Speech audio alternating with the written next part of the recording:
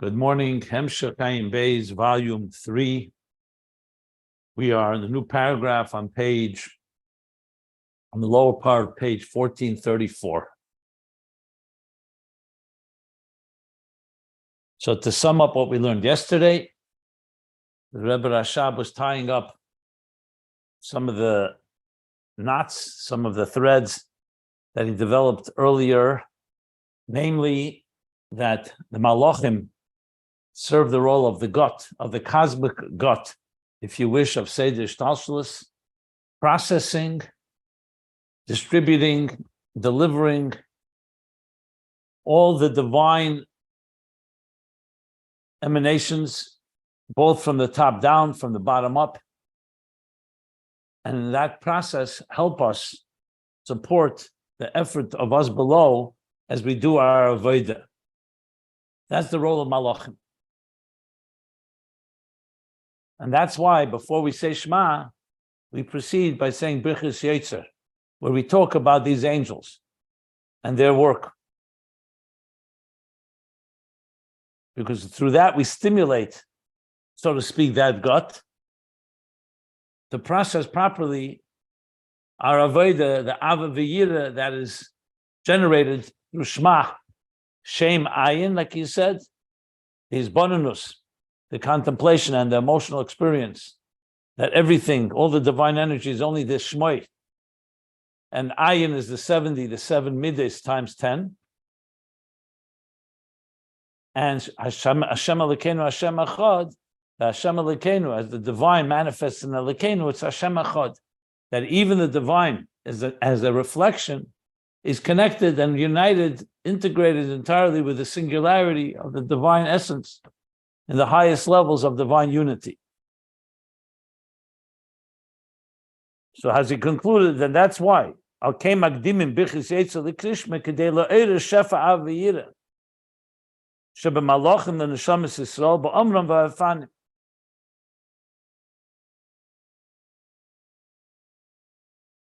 in order to stimulate the shefa of Ava V'yira, the flow of Ava V'yira from the Malachim into the Neshamas Yisrael, when they say Vayifanim v'chayis hakedesh in Yetzer, v'yuchel liyasai they say spilus avos b'krishma ba'amrei va'afta,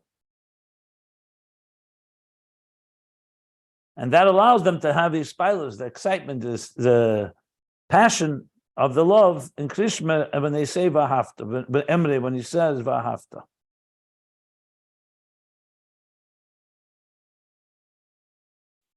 Okay, so that's the role of the Malachim as they support our Havaya down below. As I said, it's part of the process, the integration, which really gives us an explanation on a very fundamental thing. What are Malachim? What are they? Why does God need angels? What's their role? So we know them as Shluchim. God sent the angels to Avram Avinu, angels to Yaakov, angel to Yitzchak. You have angels in the Torah. But here you have a far more comprehensive understanding of their real function, on their ongoing function. So it's like I said, the gut of the cosmic order, the cosmic gut. Now we go back to the other side of the coin. Remember the Neshamas Yisrael, even though they come down below and therefore need this support, and they need this direction, inspiration, and all that we've discussed, but at the same time, the neshamas are rooted in a very high level, higher than the angels. And this has been the constant back and forth that we've gone through several times already. And really, it's the general theme that we've really started discussing. I'm going back now all the way when he started talking about Aramim Chalakaya Melech, Malmayl Lamata through Torah, the interface. So we learned the hundreds of pages of the interface between divine and existence through tefillah, through prayer from the bottom up, and even from rock bottom up, from states of distress. But then, if you recall, on page 1350, he said, and now let's talk about Torah, which is Amshachim Amayil Lamata, Torah Oyed. So this is all part of the theme that Torah illuminates. That's why it's called Torah.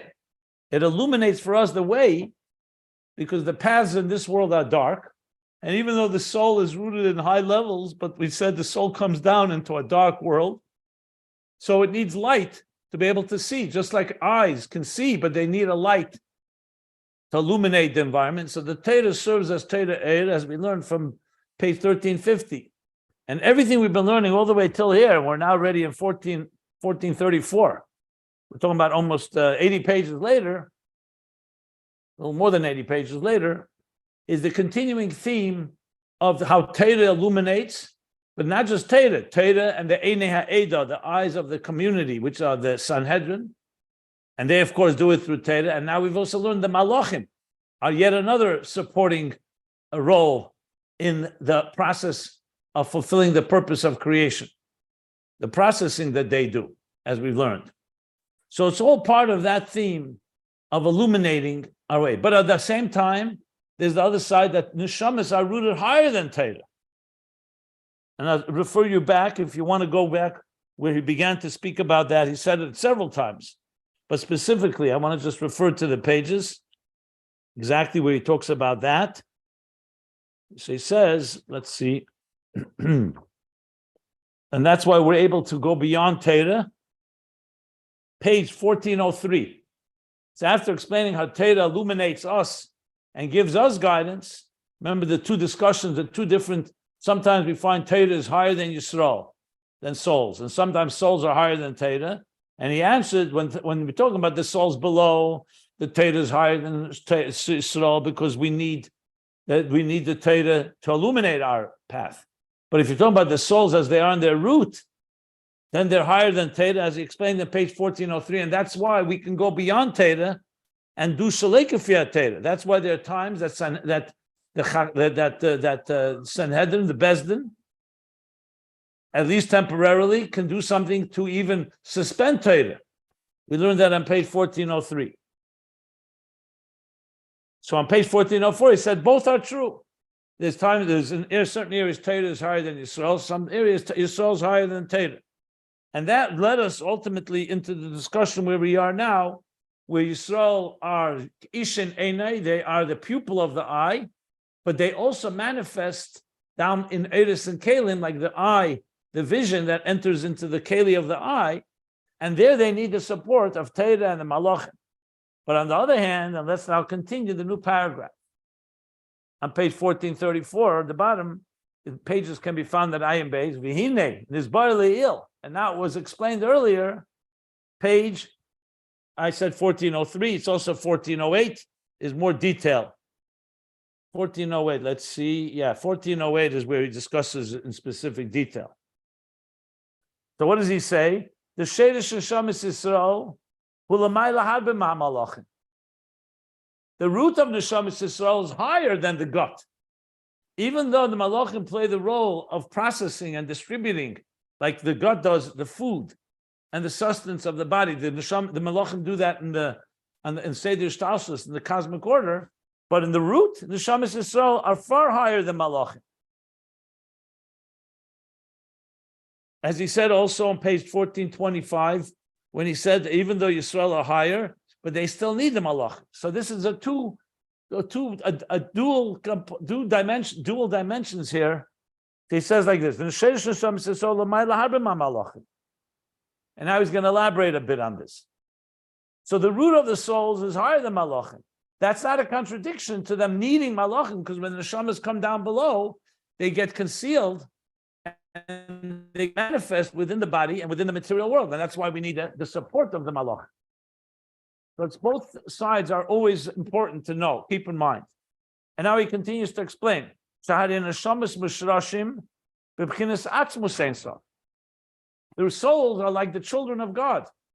They're rooted like into the Father. The Malachim are not called children. The Malachim are messengers, are ambassadors of God. But the child of the king has something that ambassadors, even the highest level ones, the Secretary of Defense or the Secretary of War, whatever it may be, they're in a high level, but it's not that the shamas are rooted in Atzmus Ein Sof. Malachim, however, where they originate from the extension, from the expression of Ein Sof, of the Oir. because their role is expression. Their role is more in the integration and the processing. If you say, what is the world created for? Like we say, Bereshis, why was the world created? For Neshamas Yisrael to do the mission in this world. It doesn't say the world was created for Malachim. Malachim are accessories. They're a support system. They're a processing. It's like saying that the body was created for the gut. The human being was created for the gut. The gut plays a role. The digestive system is necessary. But you're not going to say that's the ultimate purpose of a human being. The purpose of a human being is to use the food that we eat and the digestive system that processes it to be able to do a mitzvah, to be able to fulfill our mission in life. But at the same time, we need the processes, we need the faculties, including the gut and the stomach and the digestive process. So the malachim are ispashta sa'er. Atzmus means it's coming from the very core.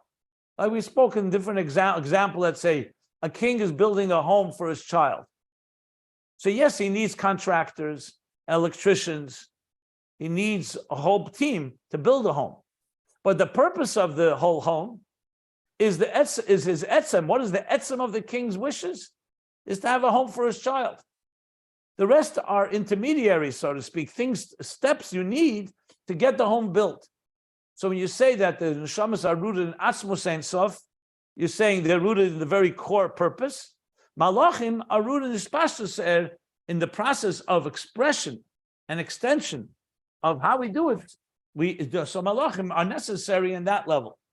And we learned about this much earlier as well when he spoke about the difference between malachim and neshamas. I take you back now all the way to, I said 1408, but also, let's see here. Not 1408, what did I say? 1408, Aleph Tov Ches. So if you look there, he spoke a lot about the difference between malachim and neshamas, and he's going to sum up now what is their difference in this context. Just 1 second.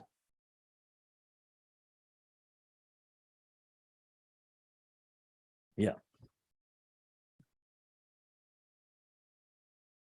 In the parentheses, the Rebbe Rashab explains a bit more about this difference. He says, "Ukamoi kain." And so, well, see, before I read the parentheses, any questions about what we've learned so far? Okay. So in the parentheses, "Ukamoi kain," b'bchinas eisis ulevushim. So this is on the higher level. We say the neshamas are rooted in the atzmus ein sof, and the malachim are only from the hispashtus air, the air that's already extending outward, meaning it's already manifesting and expressing itself in the process of creation. And kamay kain on the lower level, b'chinas eisis ulevushim. So remember, there's many dimensions that how the divine manifests. On the highest levels, it's etzem and oir. But then we know there's also the letters that God uses to create, Isis and Levushim, and the garments that the divine energy manifests in. So there too, there's a difference between neshamas and malachim. Sheiresh and neshamas are b'chinas Isis, hamachshava, shemiyachodim ba'etzem. We learned this earlier. So let's use the example. When you think of letters, there's letters of thought. When you think to yourself, you're also using letters, but they're not letters of expression. Nobody can hear them and nobody can see them. You, in your mind, you are conceiving of ideas with the parameters of a certain language. That's the neshamas are rooted the esis shemiyachodim ba'etzem. There, the letters are connected and attached and one with the very core of the idea. And malachim, by contrast, darsham b'chinas hadibur. Their root is in the letters of dibur, speech. Even though speech is also coming from you, but speech, the letters are already being released outside of you. Others can hear them. It could be recorded. They're tangible. So they're not as miyuchad. That's already revealing the idea outside of yourself. Because the whole purpose of dibur, of speech, what is the whole idea of speech? Is to another. We're not talking about when you speak to yourself. We're talking about the main primary role of speech is to communicate to another. So it's outside of you. So essentially the same idea that the Isis HaMachshava, what you think to yourself, Hashem is thinking to himself, Yisrael Ola B'Machshava is his letters of thought. And when he speaks, so-called to speak, to communicate to another, to create another, that's malachim are connected to that, to those letters. Uba'ir, that's in Asius and Levushim, because Levushim are a form of Asius. We learned this earlier. So it's a form of, because a letter is basically a garment for the idea that's being expressed through that letter or word. And what about an oir? As we just spoke about, there's etzem and oir. Uba oir, sherish malokim without b'chinas is pashtus oir, like he said before the parentheses. In oir, the difference is that the malachim originate, are rooted in the extension of light, meaning as the light is coming outside, like the sunlight outside of the sun. And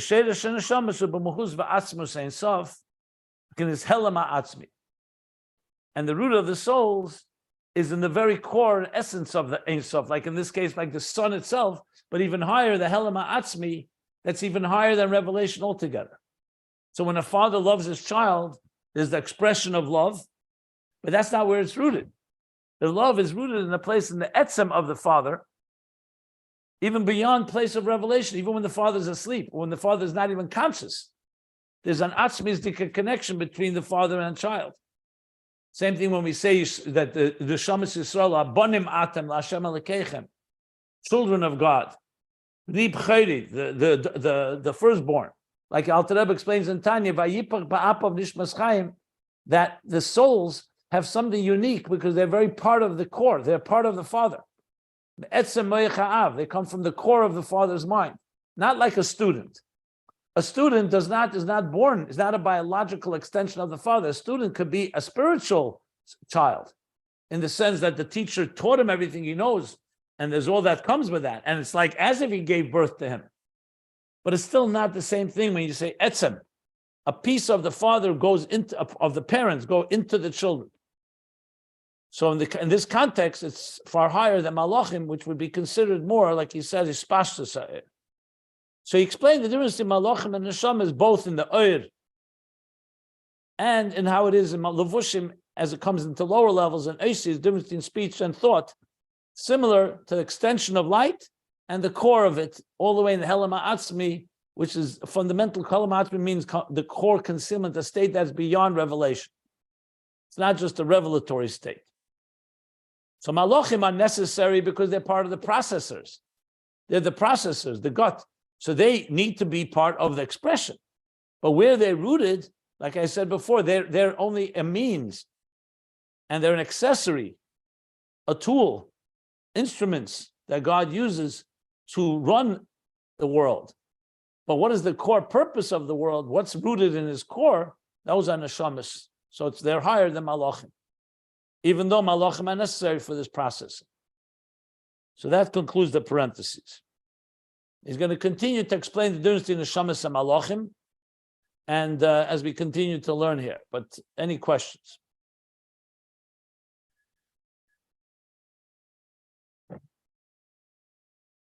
Well, let's continue. Ukiyadua, as it's known, I'm continuing after the parentheses. Da malachim heim zivug nishikin, v'neshabes mebchina zivug gufni. Okay. Literally, this means that malachim, how are they formed? Zivug is a union. Zivug is like when you say a zug. Zivug is the union of, generally speaking, of husband and wife, of mates. Here we're talking obviously in spiritual levels. So the concept of a zivug nishikin is essentially like one person kissing their beloved. Nishikin from the word nishika, kiss. Then there's a zivug gufni. This is taken from Zohar and Kabbalah. A zivug gufni is not just a kiss. A zivug gufni is where they become physically like one flesh, as the Torah says. It's actually like total intimacy, physical intimacy.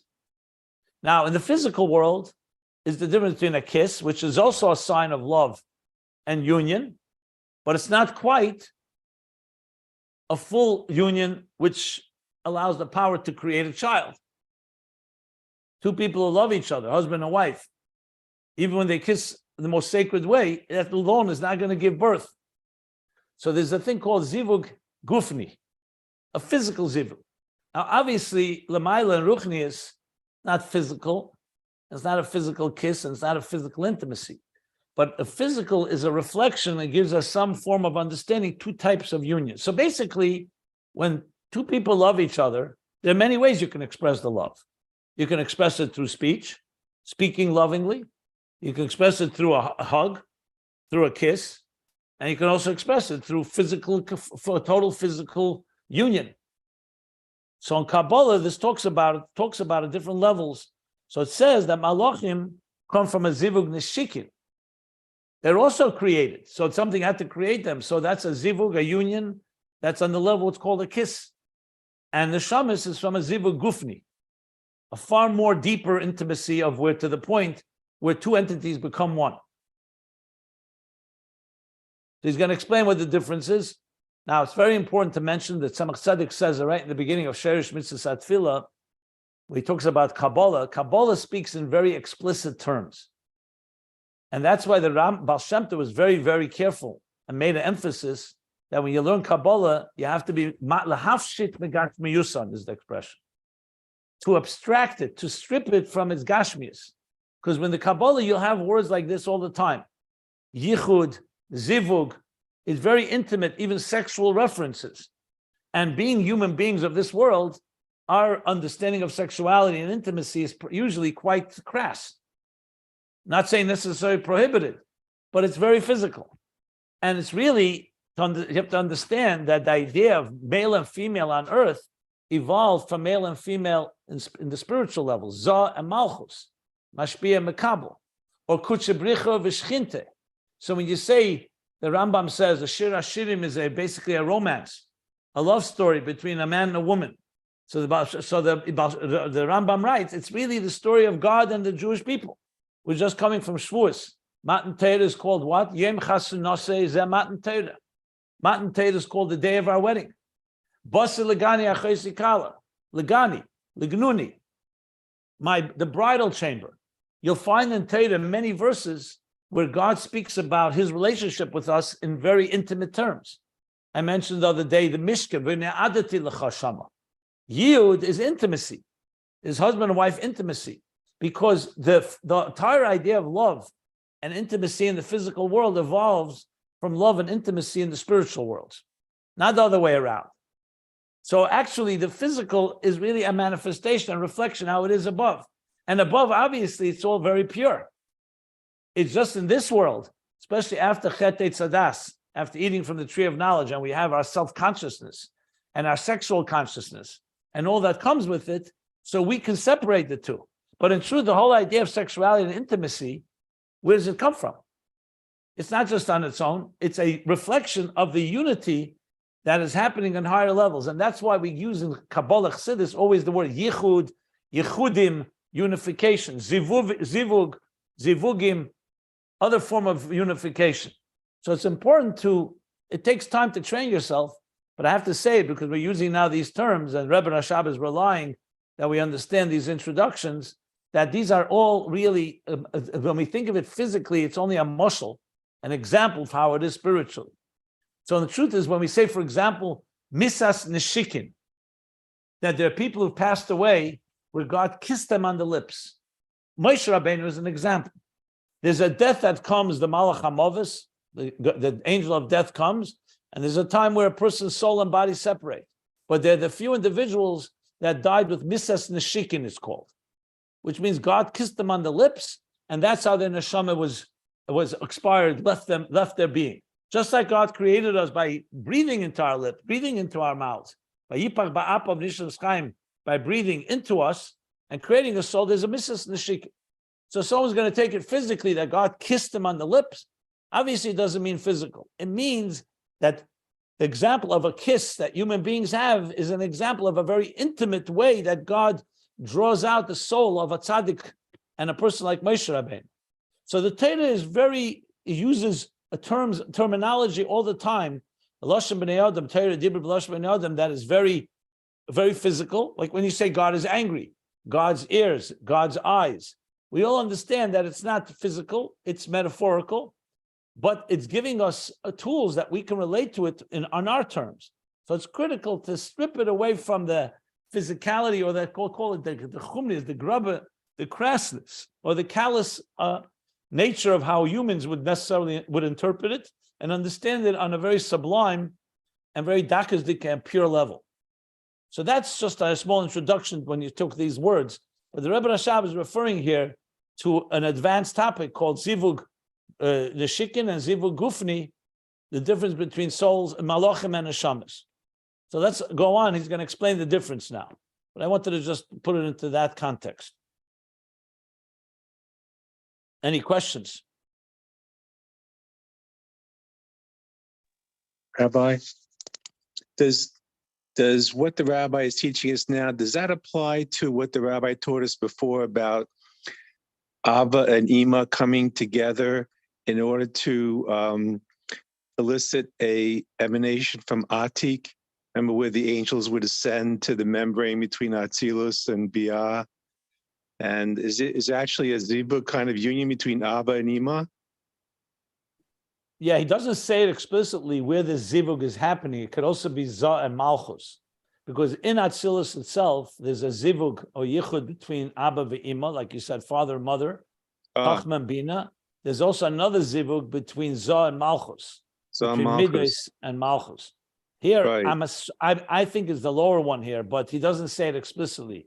But you find zivugim yichudim throughout Tishtalshlos, because that's in Atzilus, and then in Bria, and then there's higher levels. Yeah. Mm-hmm. So, but the idea is the similar idea that the spheres are about also separate spheres, but you want them to come together and join together. For example, in order to give birth, a husband and wife can love each other deeply, but if they're not going to be intimate, they're not going to connect. They're not going to give birth. So in other words, when you need to give birth, you need a yichud, a zivug. Whenever there's a creation of something, two forces have to come together. That's essentially the idea of yichud Abba ve'ima, or yichud Zah Malchus. But you'll find other yichudim. You'll find something yichud Yisoid and Malchus. So he's not saying where this yichud is coming from. He's now just distinguishing the form of the yichud, the form of the zivug. And here's what he says. Okay? So he says like this. Yeah. I mean, whenever you hear, like, for example, when you say in the morning, liyachid kutshebrichu v'shchinte, right? We say, liyachid kutshebrichu v'shchinte. Some people say it before mitzvahs. What are you saying exactly? Kutshebricha and shchina are both God. You're saying you're uniting the divine that's transcendent with the divine that manifests. Shchina is from the word shechenes, like mishkan. It resides. So you're connecting the divine, like Havaya, when we say Baruch Atah Hashem Elokeinu. That sounds redundant, but it's not.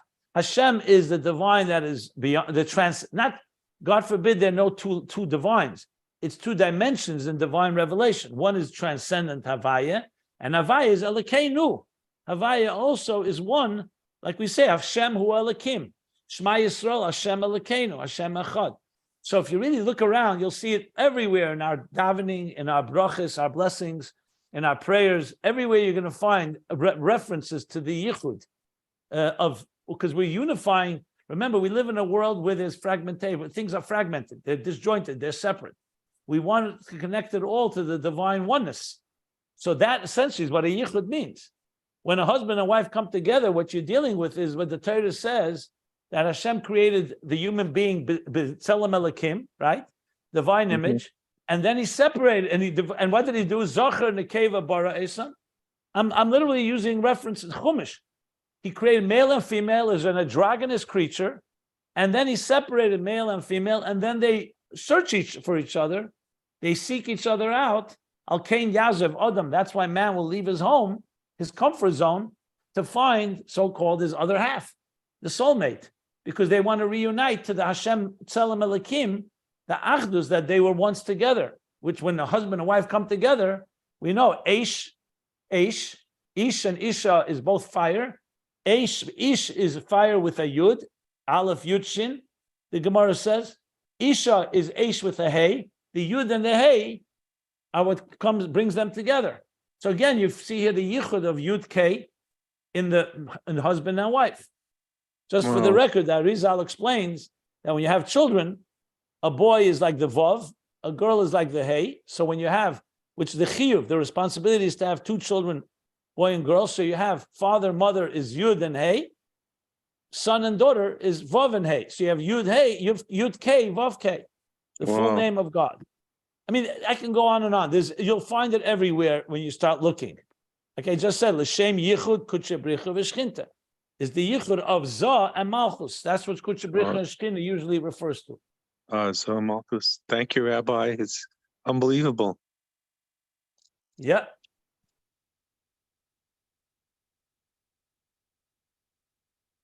It also, really explains all these tefillas and these prayers and everything we're saying when we say these things. Yeah, you'll see the word. Now you look around, you'll find the word yichud much more than you think. It's all over. Yeah. Thank you, Rabbi, very much. Yeah. So now, what's the difference between the shikin and gufni? Says the nishikin, when there's a connection through a kiss, it's definitely a connection. Someone kisses someone they love, that's a bond. But it's on the level of ispashtus. It's an expressor. It's an expression of love. Mashenk and zivu gufni, when two bodies come together, and I'm talking about on the physical, and again, I want to mafshit it. Let's abstract it. On a spiritual level, when two things come together, it's not just a kiss. It's actually entire two beings becoming like one. That's coming from the core and essence of the nefesh, meaning a far deeper type of connection. And that's why it says malachim come from zivug nishikin, and neshamas from zivug gufni. Ukiyadua hamoshel bezeh. So he's going to give an example, as it's known the example for this. By a hefresh, in the difference, I referred to it before. Bein hashpa'as ha'seichel v'hashpa'as ha'tipa. The difference between a teacher and a student, with there he's being mashpia seichel. The teacher is the mashpia, the student is the makabel, the recipient. What's their relationship? It's a relationship. It can be a very close relationship. The teacher is conveying seichel to the student. Hashpa'as tipa is a parent and a child, or namely a father. Tipa is the drop, semen, the seed. A father is not just giving seichel to his child. The very seichel itself, the very physical being of a brain, and all the genetic matter of the child is coming from his parents. The tipa from the seed of the father and the egg of the mother. He's mentioning here the tipa minute because we're talking like in Tanya chapter 2. So so how is the relationship? So relationship between teacher and student is through the seichel. The teacher did not create the student. The student was born to other parents, not the teacher. The teacher, however, is being mashpia seichel to him. Mashpia satipa, shenimshachis ma'atzmus me'achaav. That's coming from the core brain, the core mind, the genetic matter of the father. It's not just from the seichel. Seichel is the faculties of the father. A father can teach his child as well, but giving birth to someone is not the same thing as teaching them. And even though I mentioned before, like we learned in Parsha Bamidbar, last Parsha, Ela tell this, Moshe, the laws of his summer, the laws of his summer are the biological children of Aaron, yet it says they're also the children of Moshe. So Rashi says from Medrash, because Kol HaMalamed the Ben Chavere, to anyone who teaches Teda to someone, they're considered like they gave birth, Kilu Yolde. But that's a spiritual birth. That's not a physical birth. So the difference is that it's coming from Atzmus Moya Cha'av, not just from Moya Cha'av, not just from the intelligence that a father is conveying an idea to his child. But we're talking about coming from the very core matter. Shezeu Gam Ken HaHefresh. This is also the difference between neshamas and malachim. As it's written elsewhere at length. So the difference between nishikin, zivug nishikin, and zivug gufni is what gives birth to malachim, what gives birth to the souls, respectively. The muscle for this is the difference between teaching an idea That's his pashtus, an extension of your mind, and giving birth to tipa, which comes from the core. And he's saying also this muscle is explained elsewhere at length, the difference between neshamas and malachim. So malachim are like God, is like God's students, and so to speak, and neshamas are like God's children. Now, mind you, as a teacher can sometimes teach something to the child that the father doesn't teach, because the teacher has the skills of teaching. So you can see here from this how malachim could also contribute to neshamas, because malachim are carrying, like we said before, the gut. They process, they help the so-called neshamas in its avodah, in its work. But the neshamas themselves are rooted in the core essence of the father.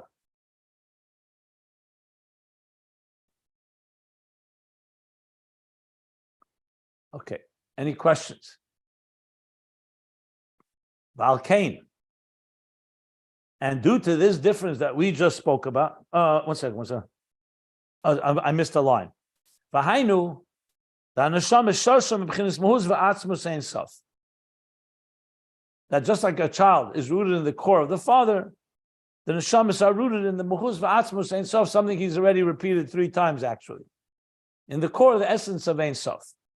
And now that we understand the difference of souls and angels, as well as their root, how they were created, so to speak, how they came to be, Valkain, that's why Gamba Avedasam, also their service, their manner of serving the divine, a God. There's also a difference. And what's the difference? When it comes to the love of souls, souls' love to God. Isa b'Zayar, it says in Zayar, that's to connect with and to bond with Gufa the Malka, the very body of the king. Not just with his so-called oir, his reflection. L'shtabad b'Gufa the Malka. Now, obviously, again, this doesn't mean physical body, but it means like when someone embraces someone physically, or like we said here, intimacy, that's an entire connection. Peter's Gufa de Malka, what means Gufa de Malka? The very essence, hu b'chinas mahuz v'atzmus ein sof. They're connecting with the very essence of the king, of God, of Ein Sof. Ukamesha Kosav, like a pasuk says, Beis Yaakov l'chu v'nelcha be'er Havaya. Next page, page 1435. That the house of Yaakov, l'chu v'nelcha, goes to travel be'er Havaya. How did they travel? Through the light of Havaya. Isa b'zeir achrei, daf samach tes amid beis. I'm on the first line on the next page, 1435. And it says in Zeir Achrei, page 69b, My Ba'ir Havaya, what is this meaning that they travel with the light of Havaya? Tiksiv, Benor Yotzim Eden. The pasuk says that there was Eden, a place called Eden, and from Eden, Anor Yotza, a river flowed out of Eden and flowed into the garden of Gan Eden. That's why it's called Gan Eden, the Garden of Eden. So a river flowed out of Eden. Upirush Hamigdash Melech. We already referred to him earlier. He's a commentary on Zohar. Basically, he collects the commentary from the students of the Arizal on Zohar. So he explains, okay, now he's going into those details. Havaya is the moichin, the cognitive faculties of Chochma and Bina, Abba v'Ima, father and mother, hanimshachim lezah, hanikra Havaya. So Havaya is the level of Zah, the mides, the emotions, the divine emotions. Havaya is the light that comes from Chochma and Bina, that nimshachim, that extend into, that transmit into Zah, into Havaya. So when we say it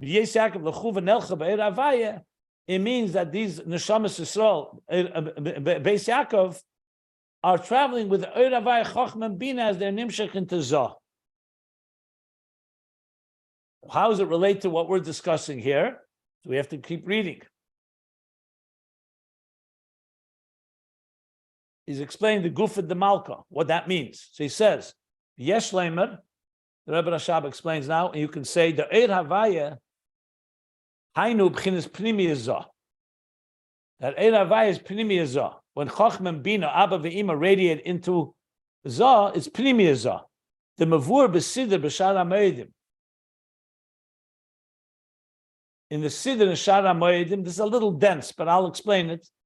Like we see many times, the Rebbe Rashab is grounding it in what exact levels the Neshamas HaMalochim are. So the Sidr, this is the Sidr of the Mittler Rebbe that he compiled and composed from Maimorim of the Alter Rebbe in the order of the Sidr. The Alter Rebbe didn't say it in that order. He said it at different times. The Mittler Rebbe went and collected everything the Alter Rebbe said on different verses and prayers in davening and created a book called Sidr Imdach, Sidr with Chassidus. You have a Sidr, the whole Sidr, including not just everyday prayers, Shabbos, Yom Tov, Rosh Hashanah, Yom Kippur, Sukkot, and everything. And he, in his commentary, so he says in Sidr Shar HaMoedim, the section, the gate of called Moedim, holidays, what does he say about Pnimiyah Zah? Shezo b'chinas Pnimiyah Sakav, that is the level of the inner dimension of the Kav. Remember, the Kav is the thread and the line, the laser beam of energy that travels from after the Tzimtzum and creates all of existence. So Pnimiyas HaKav, Hameir b'Tiferes, that radiates in Tiferes, which of course is the center of Zah. Zah is Chesed, Gvura, Tiferes, Netzach, Chayid, Yesod, the 6 midas. Ubechlolos Zah, and in general in Zah. So just to spell that out, that the Pnimiyas HaKav is what radiates in Pnimiyas of the midas, specifically in Tiferes or in general in the Zah. So he's saying that's Eir Havaya. Eir is the Chachma Bina that radiates and nimshach into Zah. What he's adding here is Pnimiyas Zah, rooted from the Pnimiyas HaKav. We'll soon see how he's going to tie it all together, but this is all very cryptic, I could say Kabbalistic, but essentially he's going to come back to say that neshamas are rooted in this place, and that's called ishtaba b'guf demalka, that they bind themselves, they connect with the guf, the etzem and mahus, not the external expansion. So pnimiyas hakav is like the inner. Chitzenius is more of an expression like the malachim. So he's grounding this whole discussion of neshamas and malachim in these levels. So sometimes the Rebbe Rashab explains things. Now it's more, I would say, almost like Kabbalistic geography, just placing where exactly are all these levels that we're discussing. So we just need to navigate through this to understand how it plays itself out in this context. So we continue to read these levels, and I'll explain it in context shortly. Let's just read through it, see how far he's going to go. But he's clearly discussing all these levels here. I see it goes for a while, probably close to the bottom of the paragraph, maybe till the end of the paragraph on the bottom of the page. Yeah, the shtapa the guf de malka. But as always, this will all emerge as we go through it. You'll start seeing the story, the narrative emerging, and then it will be much more understood. Right now, maybe a little, as I said, cryptic, not so clear. But just keep in mind that he's explaining the difference between the Neshamas and Malachim. He's just explaining it now on this level of the spheres. So we now establish. Now he's talking about Malachim, right? As Pnimiyas.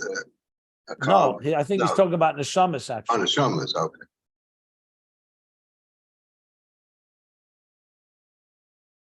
Okay.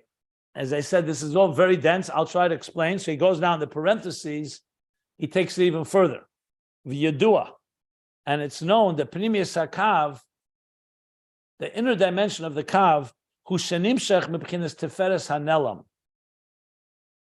So Tiferes, we're talking here, is Tiferes in Zah, in Atzilus. But Tiferes hanelam is in the 10 hidden spheres. So the Kav is actually rooted from Tiferes hanelam, and that's why the Pnimiyas HaKav relates to Tiferes and Zah in general in Atzilus. The Sharshim B'chinas Pnimiyas HaKeser, its root is from the inner dimension of Keser, Shezeh B'chinas Mahuz V'atzmos Ein Sof, which that's the level of the core and essence of Ein Sof as it is after the Tzimtzum, Commission is barely ill, or even before the Tzimtzum, to be honest. But there, we don't usually talk about Pnimius HaKesed. Okay. Let me explain this in simple English a bit before I continue to read. You may recall, I often use the example of the artist, that existence is like the artist, that the God being the cosmic artist, and existence is the art that he created, with the 10 spheres being the main building blocks of that art. In that mashal, the kav would be like the paintbrush, the easel that the artist uses to paint, because the kav is, we said kav v'chut. Kav means a line, chut means a thread. So it's a thread, essentially like a paintbrush, that originates after the tzimtzum from the oir before the tzimtzum. The kav starts from the oir before the tzimtzum, but now after the tzimtzum, the kav is creating time and space, because it's a kav. A kav has ma'ilomata. It has a hierarchy of levels. Ein Sof before the tzimtzum was just infinite, omnipresent, and omnipotent everywhere with no limits, both in length and width and expanse. So nothing could, there's no room for any existence. The kav is recognizing there's a tzimtzum, so now there's a space for another, for an independent consciousness, but it's not completely empty. The kav is now communicating, like the teacher that conceals his brilliance, but then begins a flow of consciousness, where he begins to spoon feed and feed step by step the student. So the kav is essentially a thin, narrow line of oir. It's still extremely intense, and that's why the kav needs to travel, and every level it gets more diminished, and ultimately the kav will manifest oir, and oir will ultimately go into the kalim. Till they get to Atzilus, is a whole process. 10 energies in one container, akudim, 10 energies, intense energies in 10 small fragile containers. There's the shattering of the containers. In Atzilus and Tikkun and Vrudim, it comes already a harmony and a balance, because the light, the energy has been diminished enough, the kalim are expanded enough, so they can work side by side, they can work together as one. So the kav is the one that's the paintbrush of all of existence. Even Ak, even Igulim, even Yesher, everything the kav creates. So with that analogy, think of the kav as the creative force. So in the kav itself, understandably, like we spoke before, when you build a house or you paint a painting, there's two aspects to it.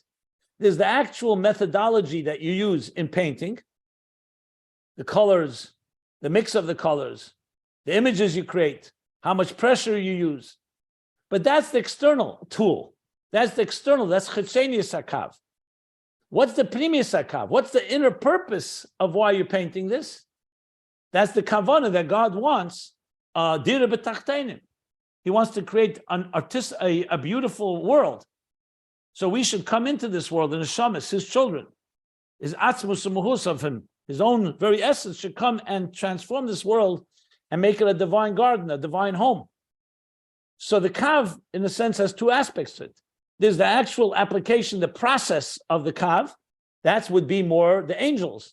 They're part of the cosmic process of how things are distributed and how things are processed and how things are delivered and channeled, like the gut, the digestive system.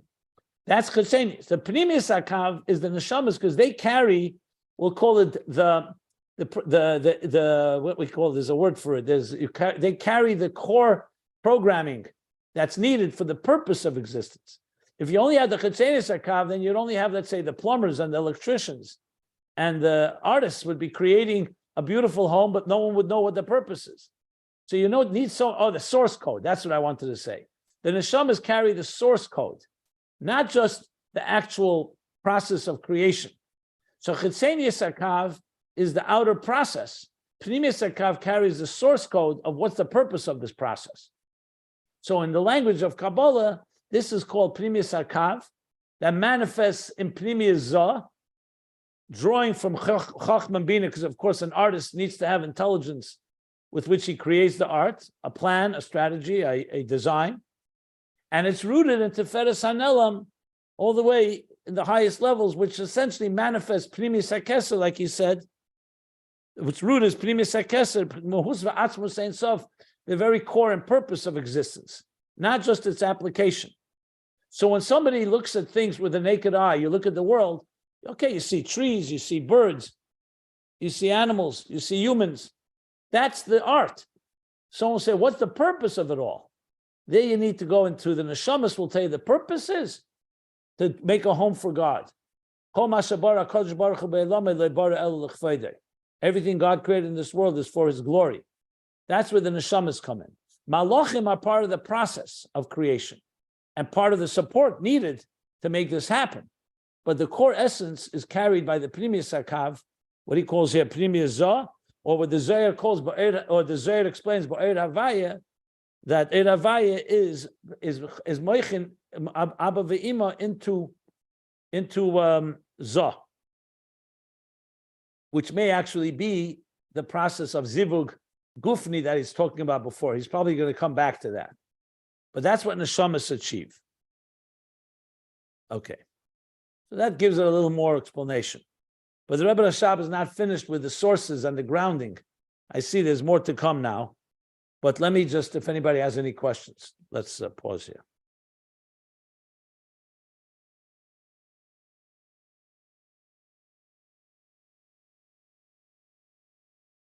Yeah, he's going to continue explaining Ba'er Havaya. What means Beis Yaakov l'chuva nelcha Ba'er Havaya? Er Havaya is not just Tispashta Sa'er. That's very clear. It's not just the extension of Er. It's Er Havaya that's coming from a deep level, Pnimizdika level. So the next section, I'll read a little more here. Ubi Idra Rabba, after the parentheses, and Idra Rabba, which is Zohar Pasha Nosei. It's actually this week's Parsha, Zohar Pasha Nosei, called the Idra Rabba. There's the Idra Rabba, Idra Zuta. We've spoken about it. It's from the more cryptic and complex pieces in Zohar. Daf Kuf Lamed Amud Aleph, 130a. Here's what he says. Isa. There he says, the Ba'er Havaya, this Er Havaya we're talking about, Hu inyan bi nishbaiti ne'um Hashem. Bi nishbaiti. This is a very deep level. Bi, within me, nishbaiti, I took an oath. Bi. So Shvu is from the level of like a type of covenant. Ne'um Hashem. V'hainu. So what does the Zohar mean? Pchinas Oir Arich Ampin. They were talking about the level, the Oir of Arich Ampin, this is the lower level of Keser. Hameir B'teich Zah. That radiates within Zah.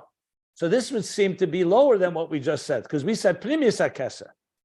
The Rebbe Rashab is going to continue. That's what it says in Idra Rabba.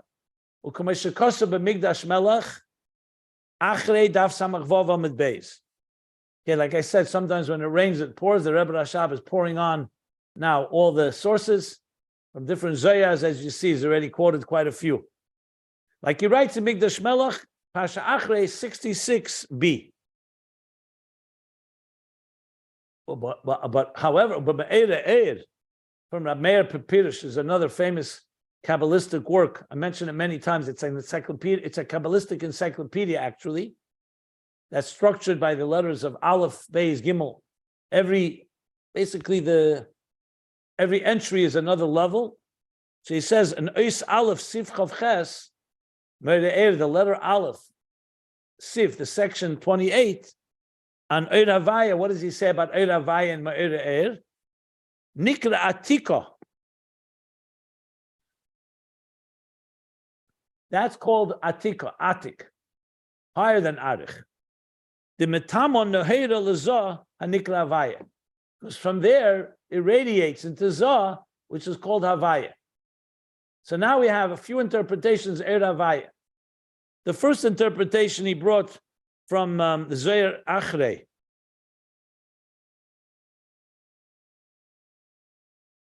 That Er Havaya is Yetzim Eden. Eden is Chochmah. So that's the Moichin of Abba ve'ima as it manifests and extends into Zah.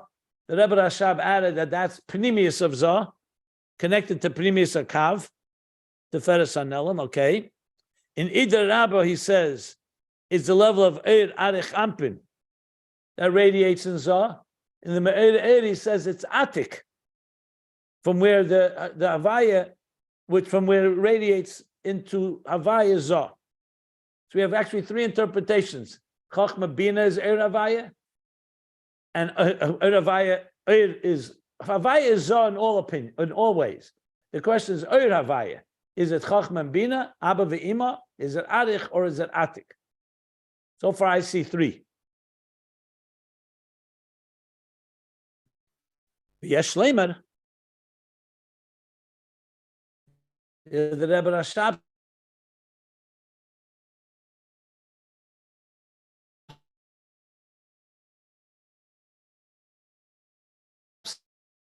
says Pirush Masha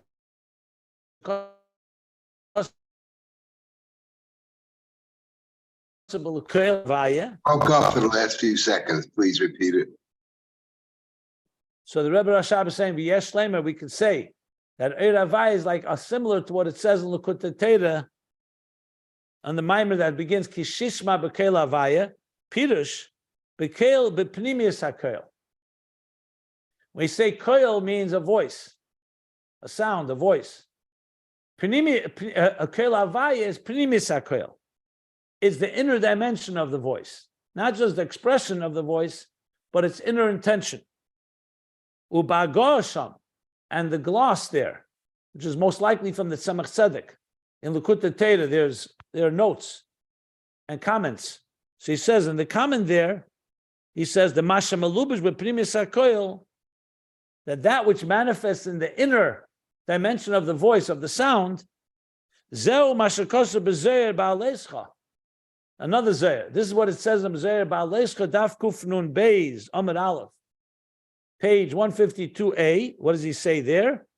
V'nishmasa l'nishmasa dohu atika kadisha. That's the soul of the soul, and that is the level of the holy atik. So clearly, the Likutei Torah is explaining this with the level of atik, the highest level.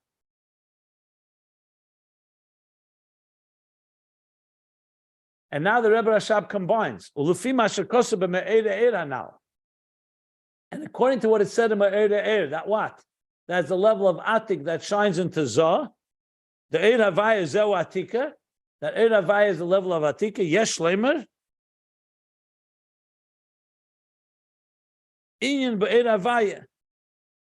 So it's not so clear. He says on the bottom, that's how it's written, the Ksav Yad.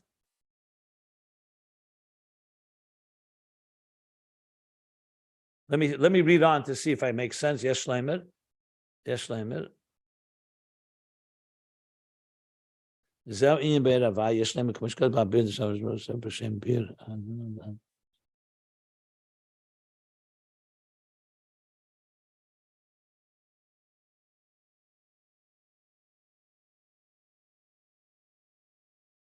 Okay, I'm going to stop here because the next piece is even more dense than what we've learned till now. So we're going to stop here, and I'll go over this more in detail tomorrow.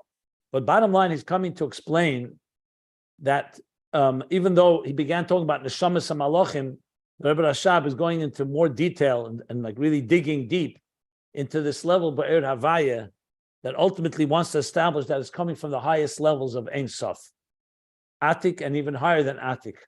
The Ein Sof that resides in Atik. That's what he's leading to. But I think go tomorrow slower, we'll understand it better. But for the punchline is that neshamas are rooted far higher than malachim. That's what we need to know. And as I gave the examples, they're like the children. They're the purpose of existence, not just the process of creation and the process of running existence. So when a king controls an empire, he has his ambassadors, he has his team, has his whole staff working for him. But they're not the pnimius. The pnimius is the purpose of why he wants an empire and a government. That's where the neshamas come into play. That's the purpose of his empire. But you need also to have all the ambassadors and all the workers and all the instruments necessary to run the cosmic or Seder Ishtalshus. So malachim are part of the staff, namely the digestive system, the gut. Neshamas are the very purpose itself, carrying the pnimius, like I said, the source code from the pnimius and atzmus of Ein Sof. That's the punchline. But he's going through exact levels to explain where it is in the level of Atik and so on. So we'll do this tomorrow more in detail. I will stop here. Close to the top of page 1435. We'll go over it again. because I know it's very many levels here and it's very, very dense and so on. Any questions? Rabbi, is the Yes. is the level of the pupil of Hashem's eye, which is I think the highest level of the Jewish soul, I guess the Yechida level, is that higher than Or Havaya? I think that's connected to it. I think it's connected to the level of Atik. That's why he's bringing this. He's going to bring it back to that. He's going to say that soon. Mm-hmm. If you go a little further, you'll see a parenthesis where he says that this is the level of Yechida. That's even the level that's even higher than Yechida. Oh, higher than Yechida. So if you go back to page 1406, 1407, you'll see the connection. He's going to connect it all. This is about the neshamas rooted all the way in Atik and even higher. Yeah. Mm-hmm. Thank you, Rabbi. Yeah. That's what's going to be the point. Okay. So we shall stop here. Like 10 lines into the page, but as I said, I'll go over it again. Any other questions? Okay. So we're stopping